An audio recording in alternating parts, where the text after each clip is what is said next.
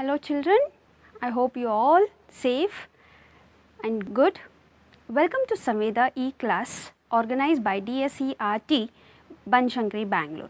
Today we will have a class 6th general science subject. Today we will be discussing about chapter 7 and this chapter will be discussed in two sessions, first session as well as second session. So, the chapter name is Getting to Know Plants. Children, you know already about the plants. So, still we will learn about more about plants and chapter 7. So, the first two chapters you know about the food we are getting from the plants. We should know about the plants.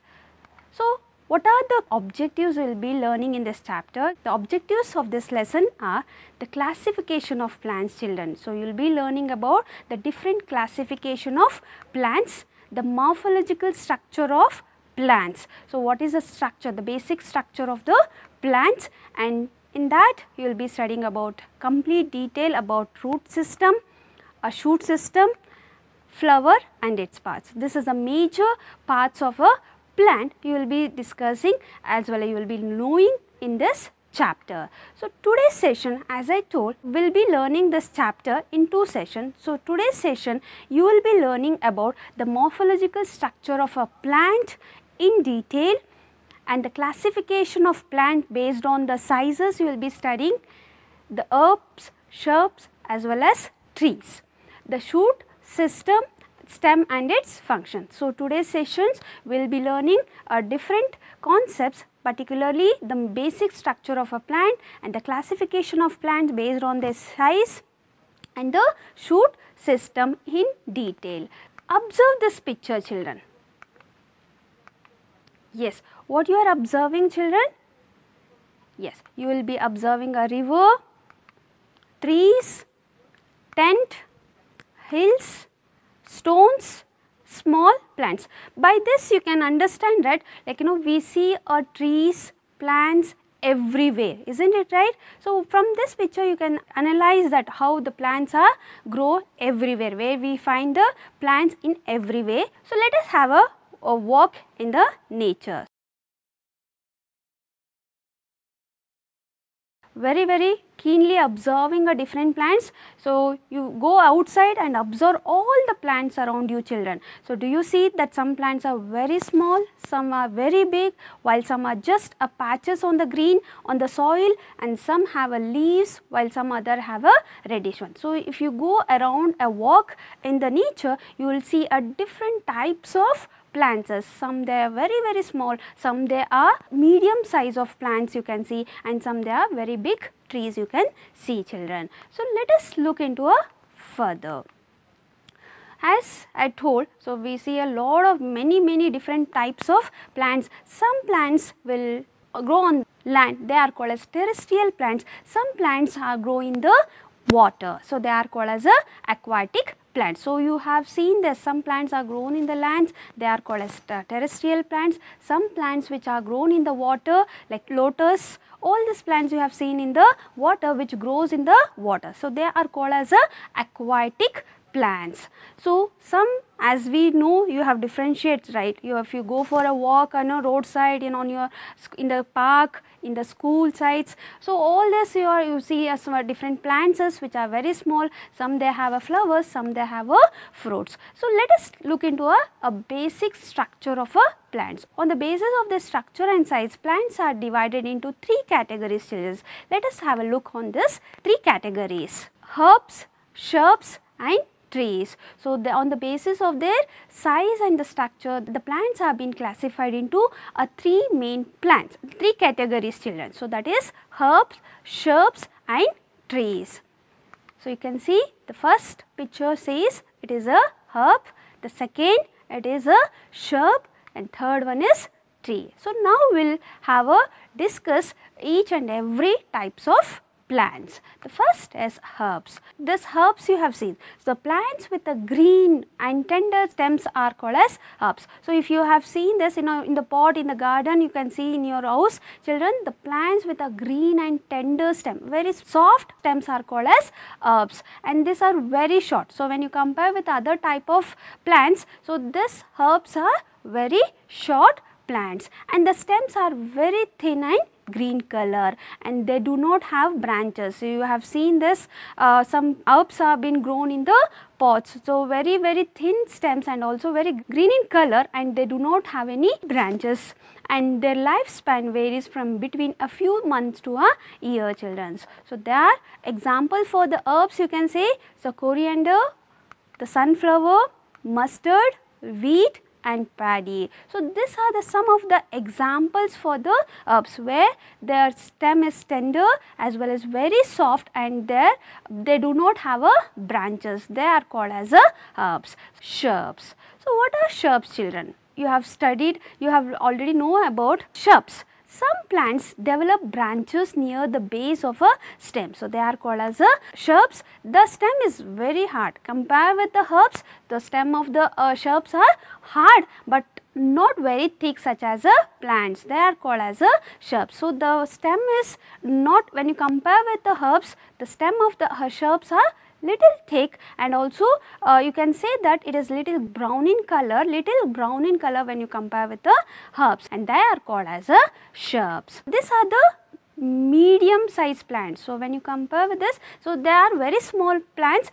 but shrubs are medium sized plants, and their stems are brown, hard and thicker than the herbs. Remember, children, when you see the different types of plants, you should identify which is herbs, shrubs and trees. So example for shrubs, you can say, so rose, jasmine, China rose, cotton and hibiscus. All these plants you have seen every day, children. So this we call as shrubs, where their stems are very little bit thick, and also they are in a brown in color and little short also. So these are the example of shrubs. Let us look into a trees. It's another category of plants. So trees are found everywhere in the world, isn't it right? So you will be seeing different types of trees, and also from trees we are having a lot of uses also, children. These are tall plants having an average height about between 40 to 60 meters. Their stems are brown, thick, very hard, and the stems of trees are called as a trunk, children, and many branches arise from the upper part of the stem, and trees are very important, which prevents the soil erosion and provides oxygen that we breathe. So as I told, so very important, because we have a lot of useful from the plants, particularly trees, which gives us oxygen which is required for our respiration, and also it prevents the soil erosion. So you should know about the meaning of soil erosion. So the removal of a top layer of soil from the earth crust is called as a soil erosion. So this trees holds the soil firmly, and it prevents the soil erosions. So that is about the trees. Example for the trees, can you guess, children? Yes, mango tree, the season which we had now. So it's a mango trees. Many mangoes you have seen, and also you have eaten also, very tasty. So mango trees, the neem, which is having a medicinal values, a people tree, gulmohar, coconut trees, all these are called as trees. It can grow up to 40 to 60 meters of height, and the stem is very hard, and when you compare with the herbs and shrubs, the stems are very hard. So now let us have one more category called as the creepers. So what do you mean by creepers? These are the plants which have a soft, weak and a green stem, and ends cannot stand straight and instead of spread on the ground. So you have seen this watermelon, right? So pumpkin, so which spread on the ground, so where the stems are very weak, so which cannot stand. As you have seen, the plants will stand straight, right? So it will sometimes it bends, but it usually it stands with the stem. First chapter you have studied about the functions of the parts of plants, right? Roots, stems and as well as leaves. So this stems will give the mechanical strength to the plant body, but in the creepers what happens, the stem is very weak where it cannot stand straight. Instead of that, they spread on the ground. So that type of plants we call as a creepers. They are called as a creepers. Example for the creepers, children, you can see the pumpkin, watermelon, muskmelon. So the plant will spread on the ground. So that type of plants are called as creepers. So now we have one more type of plants called as climbers. Have you observed near your home the money plant? Yes, children. So it takes a support. It takes a support of the other plants. Even this are called as a climbers. Another type of plants is called as a climbers. So these are also plant with a soft and weak stem, but instead of spreading on the ground, they take a support with a nearby object or to climb up. It may be a wall, or it may be a stick, or it may be a plant, or it may be a tree. So it takes a support of a object where near to that, whatever the object is near to that, so it takes a support to grow. So such kind of plants we call as a climbers. So for example, for this, grapevine, cucumber, bean, money plant, etc. So what is the major difference between this climbers and the creepers, children?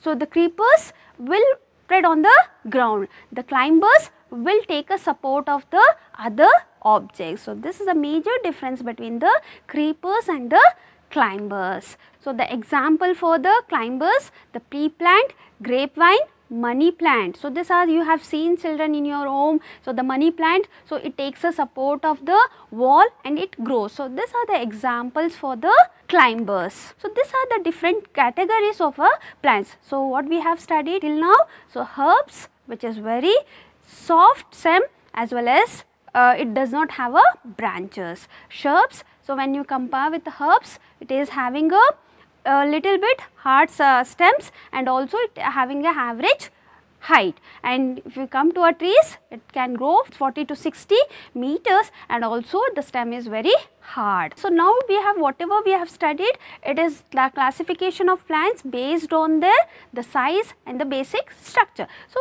let us learn about the classification of plants basis of their life cycle. So we have 3 types of classification, children. So they are called as annual, biennial and perennial. So based on their life cycles, plants have been classified into annual, biennial and perennial. So what are annual? The name itself tells the life cycle of the plants will completed in one season. So you know that. So many plants have been grown, most of the plants have been grown in the season wise, right? Like, you know, we have a different types of crops also, that is rabi crop as well as kharif crops. Some of the plants will have it completes its life cycle in one seasons, and generally the annual plants are herbs. Example, the wheat, mustard. So the annual plants, as I told, plants whose life cycle is completed in one season we call as annual plants. The biennial, bi means 2. So the plants whose life cycle requires 2 seasons for completions.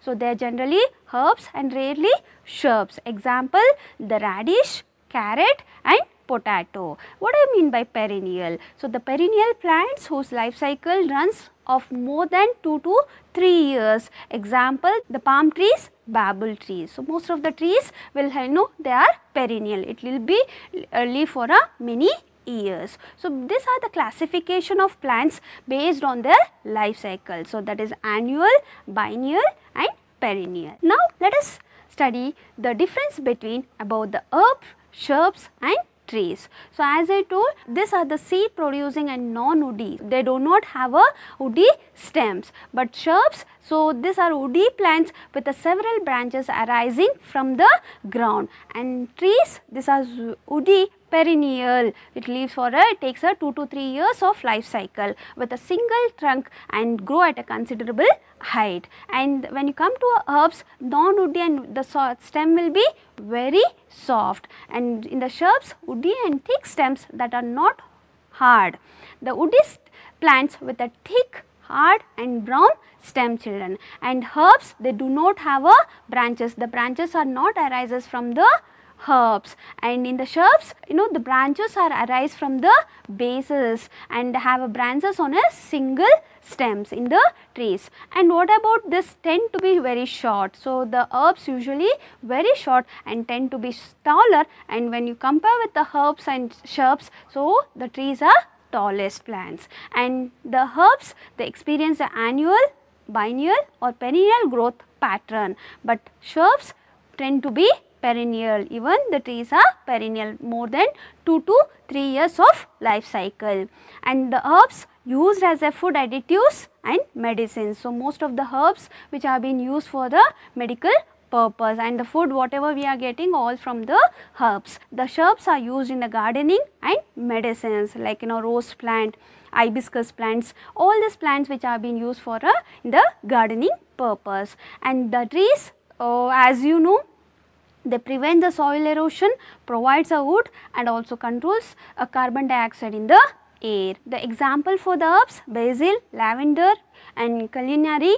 Then example for shrubs: witch hazel, rose, hibiscus. And the trees you can give mango trees, pineapple trees, and the eucalyptus. Most of the trees comes under the trees example. So, these are the major difference between the herbs, shrubs and trees. One activity, so children take a different types of plants. Let us have a look around the activity. So, plant name: tomato. The height will be short and the stem will be green and tender, little bit soft, and the thickness will not be there in the tomato. Thickness of the stem will be very less. And then when it comes to this one type of plant, it is herb plant. So, lemon, average weight children. So, it will not be having a green, it will be a brown color and little hard, and at the base of this one, and it is called as a shrubs. So, the neem, so very tall, and also the stem will be very thick and very hard. It has been categorized under trees. So, this activities you can do it children, make a column, and also you can find you can take a different plants in your surroundings and try to categorize into herbs, shrubs as well as trees. Now, we will study about the parts of the plants. So, as you know the parts of the plants, what are the different parts of the plants children? Yes, roots, stem, leaves, flowers, fruits and seeds. So, this is a basic structure of a plant. So, the parts of the plants, if you say stem, leaves, flowers, fruits and seeds, the main system of a plant. You know the different parts of the plants, which is a major, or we can say that which is the main system of a plants. If you say we have a two system in the plants. So, most of the plants are flowering plants. A flowering plants is divided into two types of systems. So, that is called as a shoot system and the root system. So, the parts of the plants, so the system, if you take the major two systems, if you take, so we have a two systems, they are called as a root system as well as shoot system. The parts of the plant that we see above the ground, we call as a shoot system. It includes leaves, buds, stem, flowers and fruits, and the root system includes the roots and its branches. So, the parts of the plant if you take, so above the ground we call as a shoot system and below the ground we call as a root system. You can see children. So, the below the ground it is called as, that is, if you have, I have just plugged the a weed plant, do not plug the plant unnecessarily, as you know the importance of plant only for the experimental purpose. I have plugged the plant. So, this we call as a root system, and the upper part of this one we call as a shoot system. So, the root always lies beyond the ground. So, you already observed children, so many plants in your surroundings. So, we have a two systems, the part which below the ground we call as a root system and above the ground we call as a shoot system. So, now we will see the shoot system. So, the stem is a main aerial part of the shoot systems. The stem base, leaves, buds, flowers and fruits, it lies above the ground. So, what is the structure of stem we will see. So, it may be a soft and green or woody, and also you can see in the stem. So, we have a different types of parts you can see in the stem. They are called as a nodes and internodes. So, very important children. So, you should know when you take a plant, should know to identify the nodes and internodes. What are nodes children? So, nodes, the point on the stem from where the leaves and branches originates are called as nodes. And what are internodes? The part of the stem between the two successive nodes is called as internodes. So, for example, you can see this we call as a nodes. So, where the branches and the leaves have been arises. So, that we call as a nodes. Between the two successive nodes we call as a internodes. Clear with children? So, very important. So, you should know that what are nodes and what are internodes. So, and also we have a two types of birds. So, they are called as a apical birds. So, what is apical bird? The tip of the shoot has a bird called as apical bird, or it is also called as terminal bird. So, and this apical birds or the terminal birds are responsible for the vertical growth of a stem. If you observe the plant, children, so at the tip of the shoot system you can see a small birds, and that birds are called as a apical birds, or it is also called as terminal birds, which helps to increase the height of the plant body.